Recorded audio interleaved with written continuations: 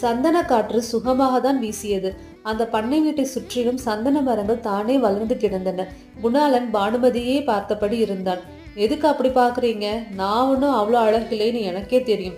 பானுமதி சொல்லிவிட்டு லேசாக சிரித்தாள். இல்ல பானு, கல்யாணத்துக்கு அப்புறம் நாம வர முதல் இடம் அதுதான் உனக்கு பிடிச்சிருக்கான்னு பார்த்தேன். ஓ, என்ன ஃபேஸ் ரீடிங்கா? இதெல்லாம் என்ன ஒரு 5-6 மாசத்துக்கு? இல்ல அதுவே அதிகம்தான். அப்புறம் கண்டுக்கவே மாட்டீங்க தானே? இப்ப என்ன சொல்ல வர? இல்ல இது எனக்கு 2வது கல்யாணம் தானே, அதனால எனக்கு ஒன்றும் பெருசா தோணல.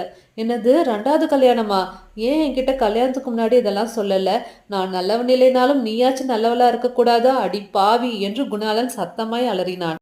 கழுதை கழுதை, இன்னும் 2 வாரத்துல கல்யாணம் வச்சுக்கிட்டு அங்கேயும் இங்கும் சுத்தாத, காத்து கருப்பு பிடிச்சுக்கும்னு சொன்னா கேட்டியா? இப்ப கண்ட கண்ட கனவை கண்டுட்டு நடுராத்திரியில கத்து.